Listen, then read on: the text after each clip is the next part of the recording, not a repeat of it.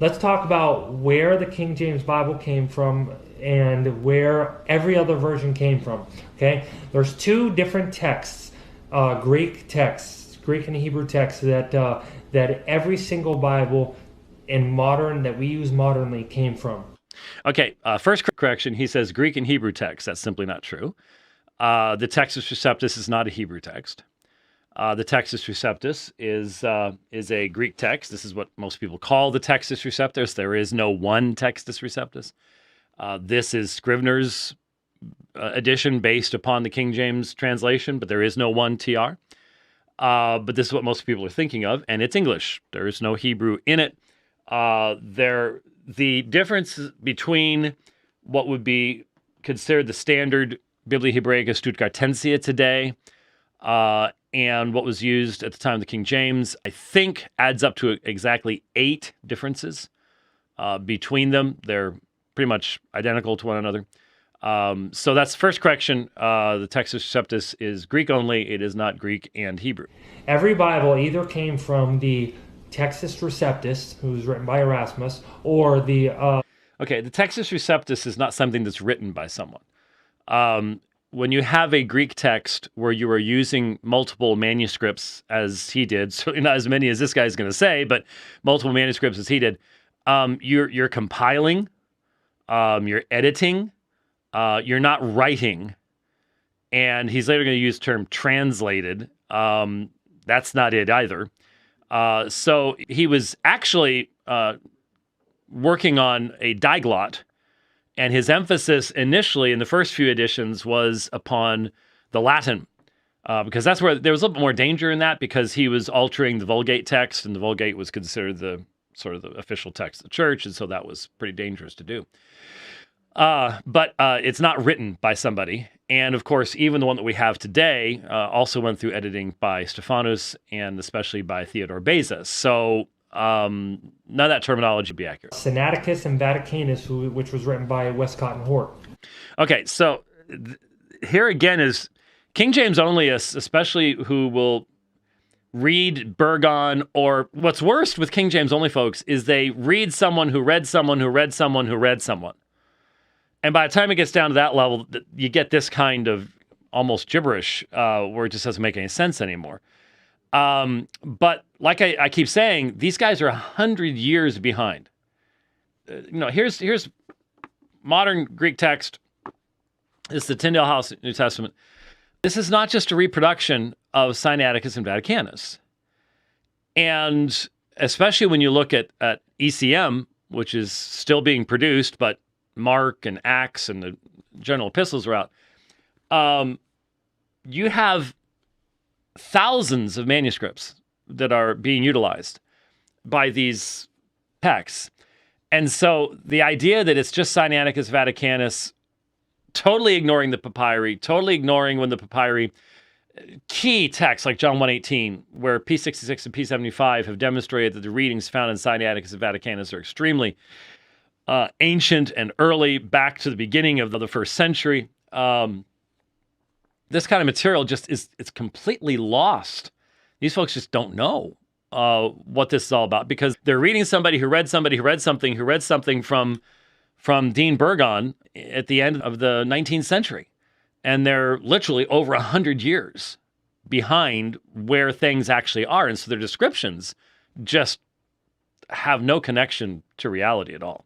Now, first, let's talk about the Textus Receptus. The King James Bible is the only current English Bible that comes from the Textus Receptus, which is causing all the poor good men who worked so hard on the New King James Version of the Bible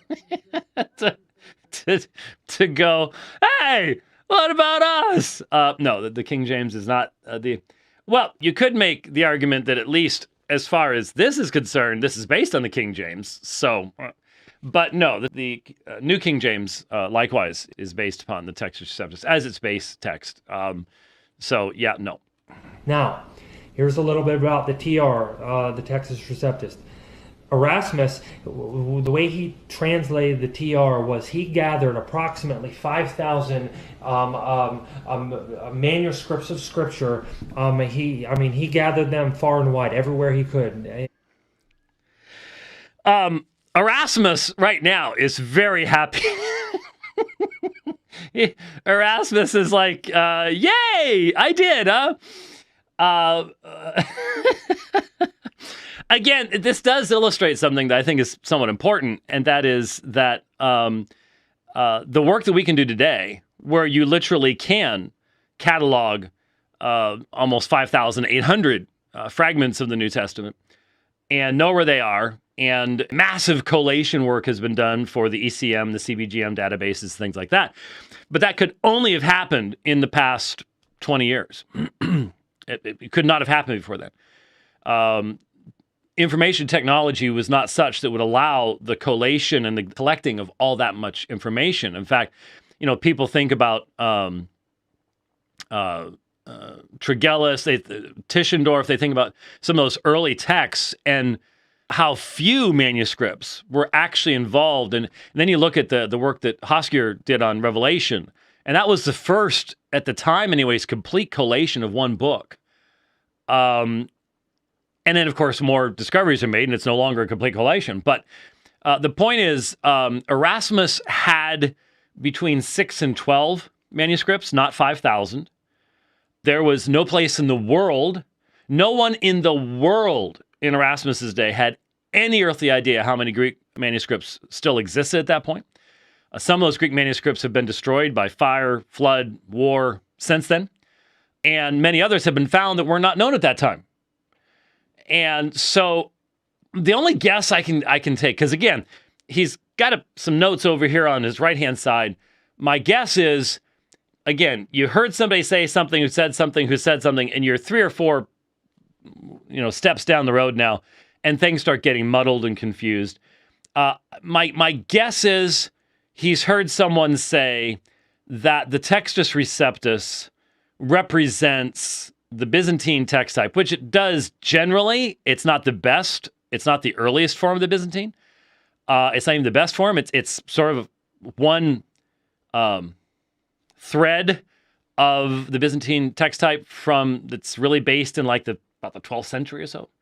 So it's really not even the best representative of the Byzantine by any standard. But he probably heard somebody say that the Byzantine represents 5,000 of the 5,800 manuscripts. And so he somehow, not having obviously read any of Erasmus or anything like that, hasn't read Erasmus complaining about how many manuscripts he thought he'd find in Basel, Switzerland in the library and he didn't find, and so on and so forth.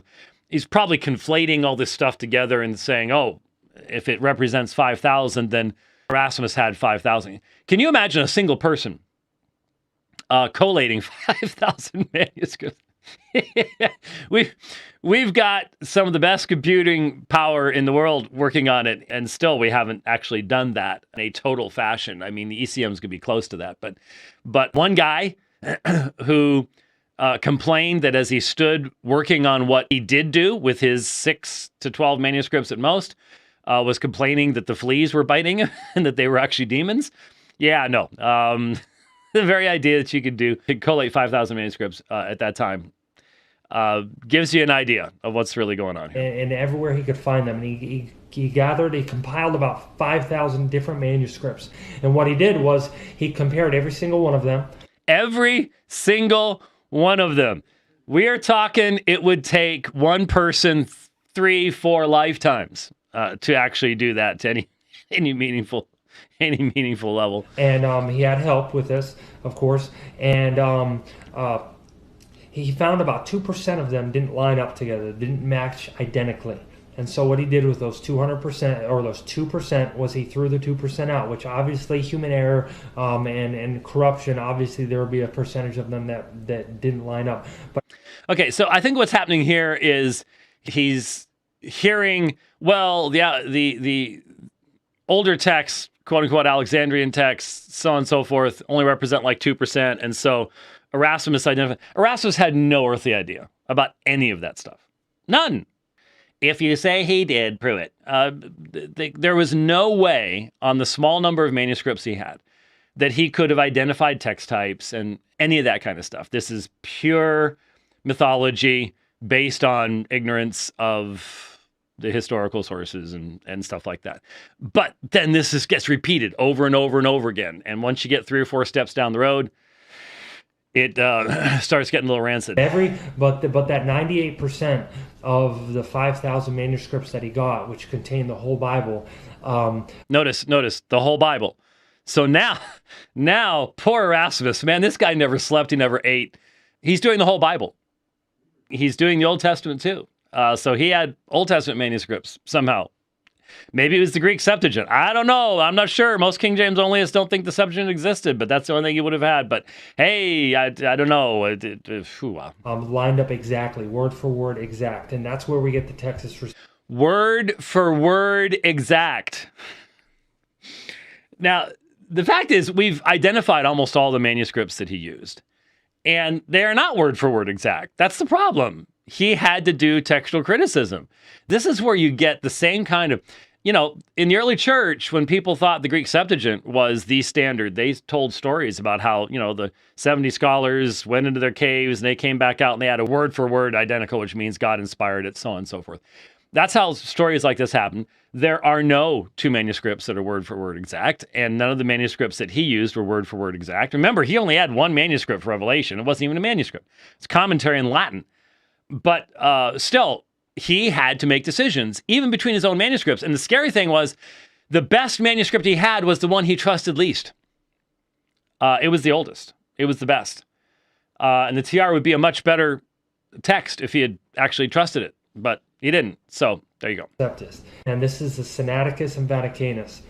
Now, these manuscripts were found inside of a Catholic monastery. So notice what happens here is, instead of recognizing that Vaticanus has been known even in the days of Erasmus, and that Erasmus himself asked Bombasius, his friend in Rome, to look things up in the Vatican manuscript. They don't ever want to admit that. It's just a lapse of... No.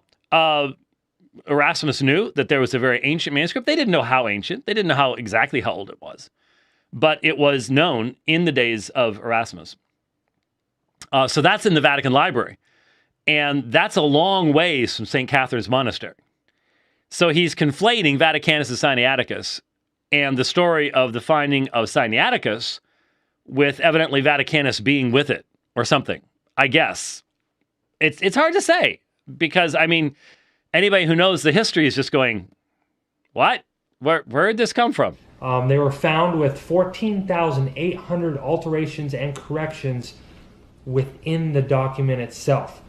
So this is probably in reference to either marginal notes, corrections between lines, and given that these are both, now I'm not sure if he's just talking about, because he seems confused as to whether he's talking about the New Testament, Old Testament, but given the number of not only pages involved, but then how long these were used, that makes perfect sense. And that's why, entire books have been written on the various scribes of Sinaiticus and the different inks they used and how many hundreds of years after the original writing you have editing being done. And this is what this whole, at least, thank you. Well, maybe later on he goes into it. I don't know. But I only have this one clip. But at least he didn't go into the stuff about Sinaiticus being a forgery and Simonides and all the rest of that silly stuff that people are throwing around today. When they found these, when Westcott and Hort, they had... So when Westcott and Hort found these, Westcott and Hort, of course, compiled a Greek New Testament in the 19th century, and this was... They're after Tischendorf, long after the finding of Vaticanus. They were not involved in the finding of Sinaiticus and things like that. So again, we have just a whole lot of historical mythology flowing together here. Scribbles, they had erasures, they had 14,800 different issues, contradictions. Okay, they were not contradictions, but I guess the idea being, well, they're variants, and therefore, there you go. So, there. We'll have to listen to the next one and see what comes out of that, and see if there's more fun, interesting stuff to encounter. But this is one of the things, real quickly, and I know we've got callers. We're going to go to them right away.